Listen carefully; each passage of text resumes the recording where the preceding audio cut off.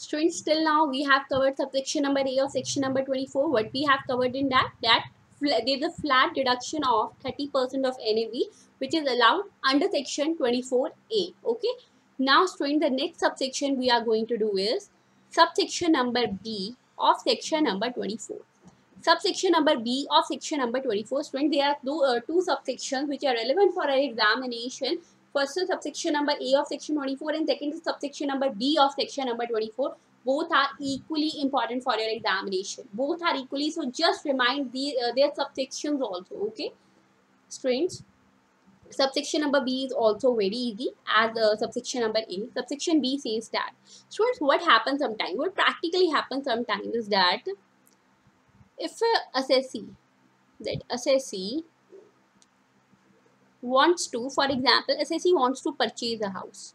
If assessee wants to purchase a house, but it might be possible that Mr. B, who is an assessee here, he has not sufficient funds to purchase that house. So what he do is, he borrows some money from some another person to purchase this house, and he said to that person that while that at a specified intervals, I will pay your amount with interest. I will pay your amount with interest.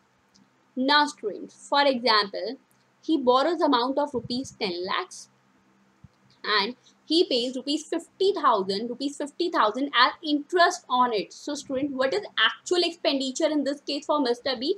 This 50,000 rupees. This 50,000 is actually additional expenditure for Mr. B, as rupees 10 lakhs was the principal amount which he has borrowed from some other person, and now he is going to repay that amount. But rupees 50,000 is an additional expenditure in the form of interest. So, students, subsection number B of section number 24 says that interest on borrowed capital for specified purposes is allowed as deduction. What I said, interest paid or payable on borrowed capital is allowed as deduction under section 24B if that money is borrowed for specified purpose. Okay.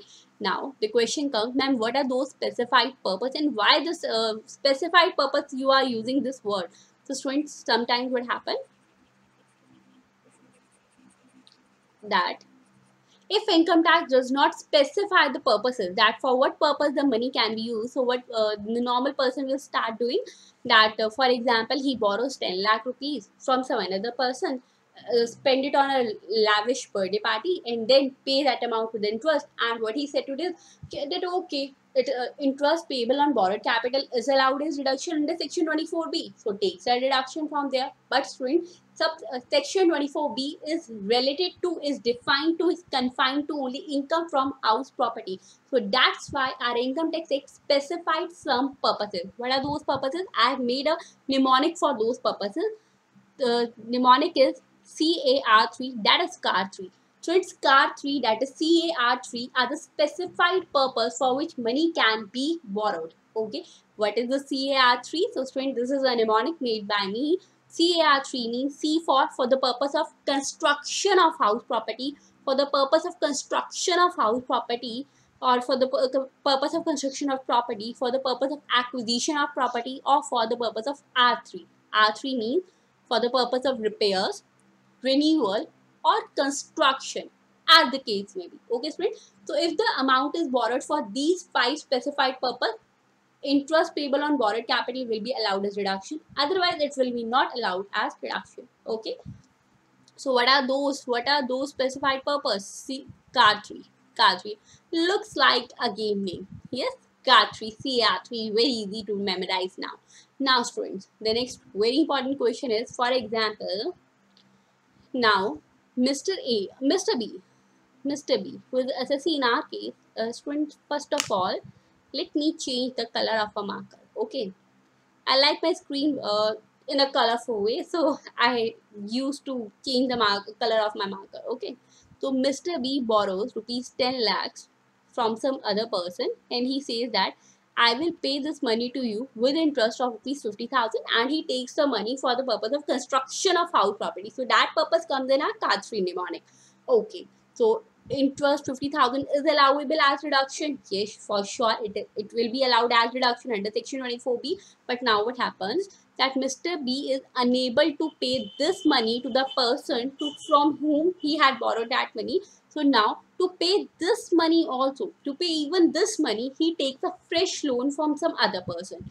He says that give me the loan of 10 lakh 50,000 as I required to pay this amount to some other person. So please now student, and he said to that person from whom he is taking 10 lakh 50,000 as the borrowed capital, he said that I will pay you interest of rupees 70,000 on this amount.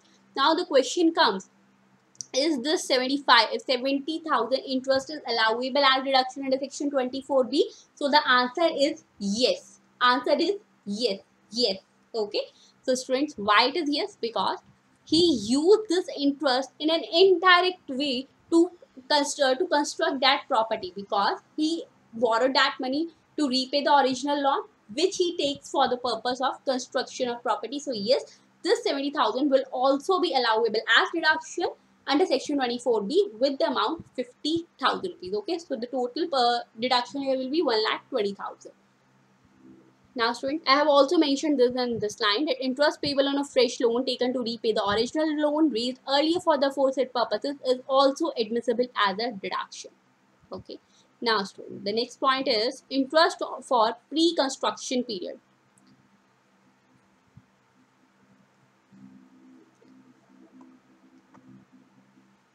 Students, the next point is interest for pre-construction period. We said that yes, interest will be allowed as deduction, but interest are also specified into different categories. The first is pre-construction period. Pre-construction, students, as the name suggests, pre-construction means the period which is prior to construction, which is prior to completion of construction, So student, pre-construction period is the period prior to the previous year in which property is acquired or the construction is completed. That is pre-construction period. Okay, friends.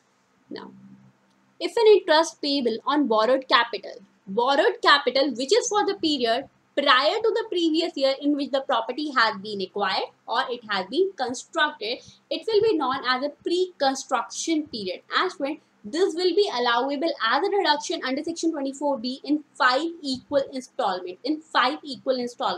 Which means it's very easy provision, so do not get confused. I will make it very easy for you. Okay, student, what happen is that if a person has acquired the property in the year 2020, and in the year, in fact, January 2020, so it means he has acquired the property in the previous year 2019-20, in the previous year 2019-20. Now student, prior to this previous year, that is prior to the previous year 2019-20, it means prior to the date 1st April 2019, if he has taken some loan, some borrowed capital for the purpose of acquisition. For example, he takes rupees 10 lakh loan for the purpose of acquisition on 28th October 2018. It means prior to previous year in which the acquisition has been completed and which the property has been acquired. Now, for this period, for on this 10 lakh rupees, if he is paying some interest, for example, he is paying rupees 50,000 as interest for this period, which is pre-construction period. Okay, so this 50,000 is also allowable as deduction in the name of interest for pre-construction period. But student, this will be allowed as deduction in 5 equal installments. It means every year 50,000 divided by 5, that is rupees 10,000, will be allowed as deduction, and this deduction will be commenced from the year of acquisition or completion of construction. It means in a very easier way, in a very simpler way, we can say that if a person has taken the borrowed capital for the pre-construction period, that is the period which is prior to the construction period, so that interest which is payable on that borrowed capital is also allowed as deduction, but it will be allowed as deduction in 5 equal installments, not in a one time go. It will be allowed in 5 equal annual installments. That is 50,000 rupees interest it was. So divide by 5, 10,000 will be allowed in every year. But now the question comes, when the deduction will be started to get deducted from the income from house property. Student, it will be very easy in the previous year in which the property has been acquired or the completion of construction has taken place. Obviously, in that year, property has been acquired or completion has been construction has been completed. So assessee starts to assess his income from house property. From that year, he can start to claim that deduction. Okay, so every year from that previous year 2019-20, he will start to take 10,000 rupees as deduction. Okay, now student, this was for the period which is pre-construction period. Now he acquired property on January 2020, that means in previous year 2019-20. If in this previous year 2019-20, if in this previous year 2019-20, that is on the construction period in which the construction has been completed or the property has been acquired, even if in this year he takes some loan, for that CAR3 purpose, interest payable on that loan will also be allowed, but it will be allowed in the same year, that is in the previous year 2019-20, and it will be allowed, he can fully claim this deduction in the previous year in which the property has been acquired or the construction has been completed. Okay, so student, interest relating to the year of completion of construction or acquisition of property can be fully claimed, 100% claimed in that year, irrespective of the date of completion or acquisition. Okay.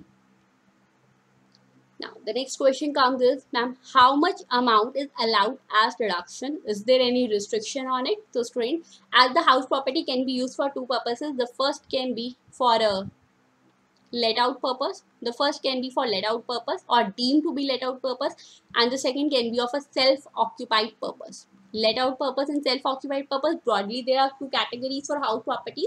So students, as in the case of self-occupied, we are firstly going to discuss about self-occupied property. So in the case of self-occupied property, as income tax is not taxing your income of house property, he is not taxing your income from house property, as the annual value shall be taken as nil in the case of income from house property if the house property has been self-occupied. We already know this. Now, as they are not getting any revenue from you, in the form of taxes, so they also limit your deduction expenditure. In that case, they have already they also limit your deduction expenditure because they are not getting any taxing revenue from you. So friend, in this case, I made a table for you. If the loan which has been borrowed, if the loan borrowed is before 1st April 2000, before 1st April 1999, this is 1999. Okay, if the loan has been borrowed before 1st April 1999 and it will be for the purpose of CAR3, so in that case, the total amount which can be allowed as deduction for one or two self-occupied property, because a person can claim maximum two self-occupied properties. More than two self-occupied property, any other property shall be deemed to be let out property. Okay, so for maximum two self-occupied properties, aggregate of two self-occupied property, he can claim maximum of rupees 30,000 under section 24B if the loan was borrowed before 1st April 1999. Okay, now the next point is, if loan borrowed on or after 1st April 1999, student, this is on or after.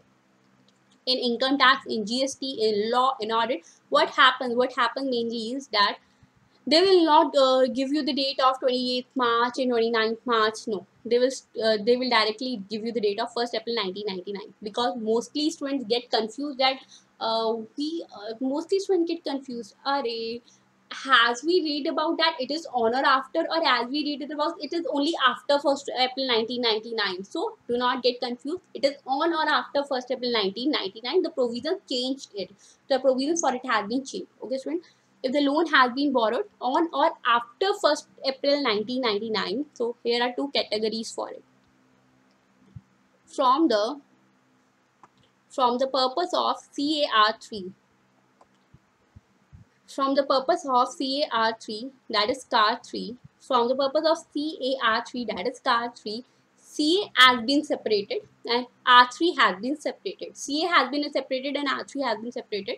So I am writing CA here and R3 here. That is, if the loan is acquired, if the loan has been taken for CA purpose, that is for construction or acquisition, that is for the construction or acquisition, in that case, student, actual interest payable in aggregate for one or two self-occupied property are subject to a maximum of rupees 2 lakhs, are subject to a maximum of rupees 2 lakhs if they have obtained a certificate from another person. We will talk about the certificate later, just we are talking about the limits here.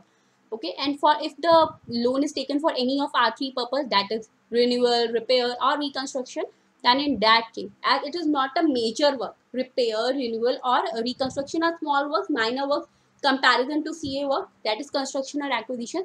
So here the limit is only of rupees 30,000. The maximum limit, the maximum extent is only rupees 30,000 in comparison of for CA purpose. Okay, now students, now we are talking about what is a certificate. Students, if a person wants to take this 2 lakh 2 lakh rupees as deduction under section 24B, so he has to take a certificate from the person who has given him the money on the loan purpose. For example, students, if Mr. B has taken this money in the name of loan from Mr. A, so Mr. B has to take a certificate from Mr. A, and that certificate will mention that yes, Mr. B has taken this loan for the purpose of construction or acquisition, and he has paid or payable the interest.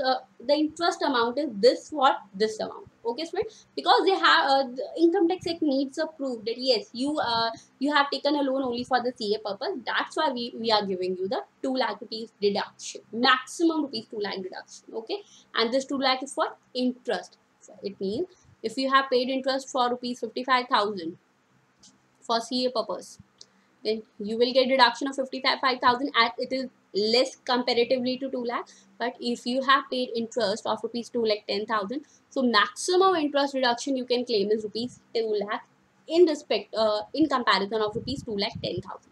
Okay, now students, the next is, students, this might be happen that person has two house properties. Mr. B has two house properties. The first is self-occupied property, and the second uh, okay, let's change example. I'm modifying example. Mr. B has two self-occupied properties, two self-occupied house property, two self. This is first self-occupied house property, and this is second self-occupied house property. He has taken the loan for the first self-occupied property for the purpose of C or A, but for the second self-occupied property, he has taken the loan for the purpose of R3, that is repair, renewal or reconstruction as the case may be. So for any of the R3 purpose, he has taken the loan. Now what he is going to do is that he says that okay, I am claiming 2 lakh rupees interest deduction under this case, maximum 2 lakh and rupees 30,000 here. So total I will claim rupees 2 lakh 30,000 deduction, but it will be wrong, student. He can maximum interest limit shall be rupees 2 lakh collectively. Okay, so in aggregate the maximum limit shall be rupees 2 lakh only. The person cannot claim more than rupees 2 lakh. Okay, now student, the next question is related to this interest point. It is a very easy question, which is a self-assessment question for you. Okay, just do this question right now. I am going to over this lecture right now, because you have to do this question. This is a self-assessment question that you have understood the provisions which I have stated in this lecture or not. In case of any query, you can ask me freely. Okay, thank you and have a nice day.